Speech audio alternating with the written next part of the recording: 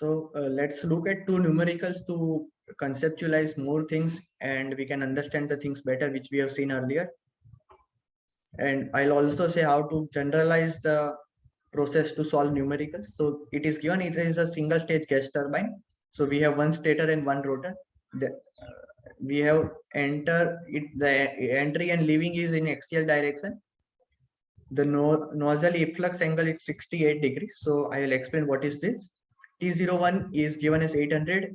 That is same as T0 through 2 because T01 to T02 is in stator, and stator does not do any work. So the total temperatures remain same. The total pressure is also 4 bar, and that is also going to remain same before and after stator.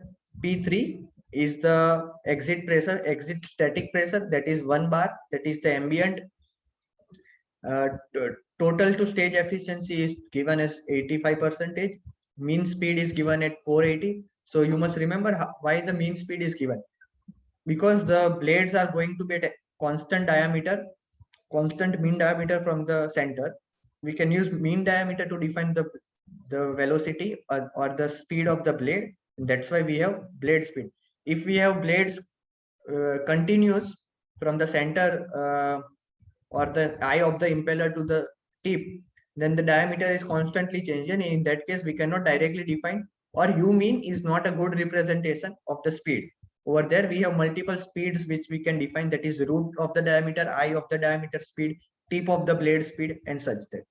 And CPG, that is the specific heat capacity of gas at constant pressure, is defined as is given as 1.147 kilojoule per kg. And we need to find the total to total efficiency, the velocity, the work done, and the degree of reaction. So also we start with the velocity triangles. One special thing is it enters, but it leaves in axial direction. So leaving is axial direction, that means the absolute velocity is equal to the flow velocity, and it is exactly perpendicular to the blade speed. So we make the velocity diagram, and the nozzle efflux angle which was given, that is the entry angle for the nozzle. Efflux like that is the exit angle for the nozzle, or the entry angle for the rotor, that is 68 degrees. So we start with the velocity triangle. Whatever velocities and angles we are given, we find other velocities.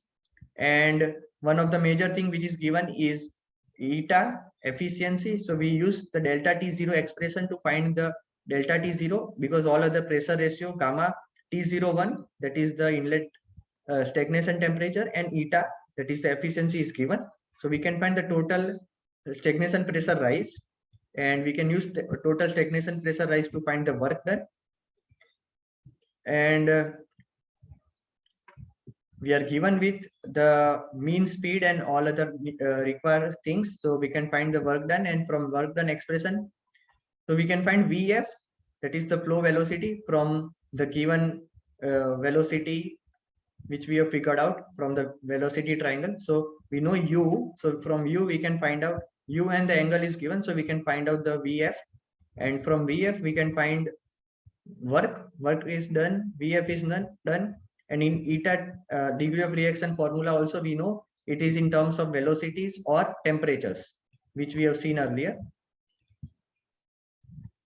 So it is in terms of velocities and angles. So we can do this velocity triangle manipulations and get the degree of reaction for that.